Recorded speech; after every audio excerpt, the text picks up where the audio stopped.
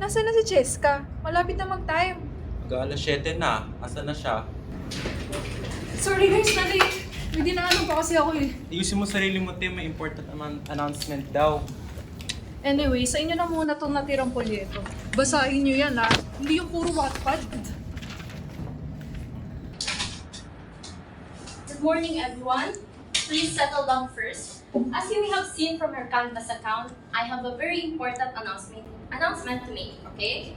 So, I want you to tell your parents that there will be an increase in our tuition fee starting from this semester. Wait eh, paano yan? Hindi ko alam kung paano sasabihin sa parents ko. Increase? Para nung isang buwan lang sila nag-announce regarding dyan, ha? I know, right? I mean, actually, na nga ng system nila. Ang rude pa ng staff nila. Why are they taking it out on us? Cut off na nga dapat yung mga sahod ng mga yan eh. What do you mean i-cut off yung mga pasahod? Araw-araw pagod yan kakalinis at kakapindot ng elevator buttons para sa atin. Tapos bibigyan mo pa ng idea yung mga nasa taas para magsamantalahan yung mga staff. Girl, exactly. Paano ka makapagod sa mga pindot ng elevator buttons? Uy, una na ako ah. May asikasuhin pa kasi ako eh. Chat nyo na lang ako pag gagawin. Baliw ka ba? Scholar ka tapos matakat ka ng class?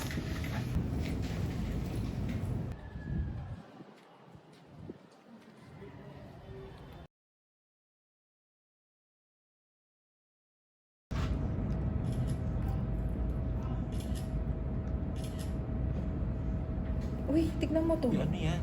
Putulan! Lo- Labanan! Huwag pahintulutan! Scholar. Wait a damn minute. What the fuck? Si Mariel ba yung katabi niya? Oo nga, gago. This has gone overboard. Phil, anong gagawin natin sa dalawang yan? Tara, kausapin natin sila.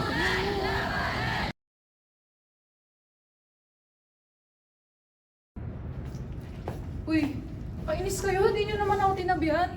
Saan nga pala si Mariel? Why are you asking us? Di ba kayo magkasama kahapon? Galing mo rin eh, no? Idadamay mo pa yung kaibigan natin sa kalokohan mo. Gusto mo ba mapahamak pa si Mariel dahil sa'yo? Ano sinasabi nyo? Huwag mo nga kami turin na bobo porket scholar ka. Kita-kita kayo sa rally kahapon, Cheska. Eh ano naman kung nag-rally nga kami? Sa tama pangangatwira naman kami ah. Saka wag nyo kami pinapakialaman ni Mariel sa pinaglalaban namin. Check nyo nga yung kabuti nyo. Sayang yung mga pinag-aralan nyo. Hindi ka namin pinapakailaman. Ang sa amin lang, huwag mong idamay si Mariel. Uy, saan ka kahapon? Di ka na bumalik sa room ha? Nag-CR ka lang? Nasa klinik ako. Nagka-regtas ako ng sakit eh. Sinama ka ni Jessica sa rally, no? Huwag mo na itanggi. Di mo naman gawain yun eh. Kailan ko ba sinabi sa inyo hindi ako sumasama sa mga rally? Dahil kasi sa mga taong katulad nyo, kaya hindi ako nagsasabi. Tsaka, ano bang sinabi niyong pinilit? Eh kasama ko sa mga nag-organize nun. Kung ganyang kakitid yung mga utak nyo, huwag na lang tayo mag-usap.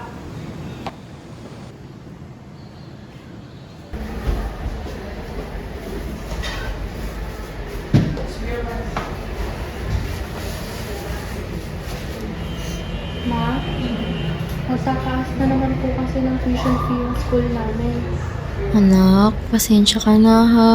Ang dami kasi talaga natin binabayaran ngayon. Kagaya nga dito, sabi ng ospital, kung hindi pa natin mababayaran yung bills ng kapatid mo, hindi pa siya madi-discharge. Sige po, gagawan ko po ng paraan. Kapit lang ma, ilang buwan na lang rin naman matatapos na yung pag-aaral ko.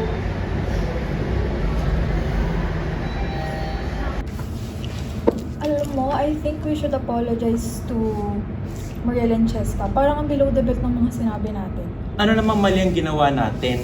Eh tayo na nga nagre-reach out sa kanila para di sila mapahamak pero nagmamatigas pa rin sila. I mean, tama naman yung mga pinaglalaban nilang pare-pares lang tayo nag-i-struggle.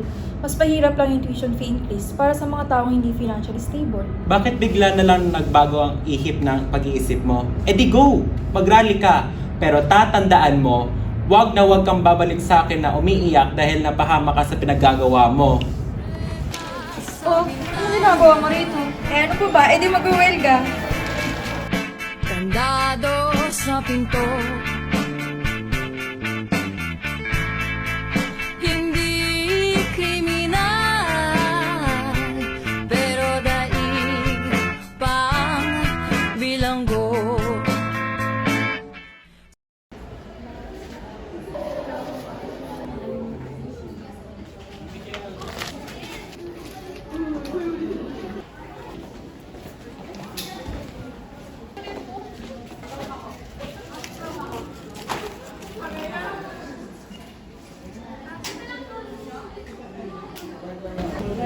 Hello po?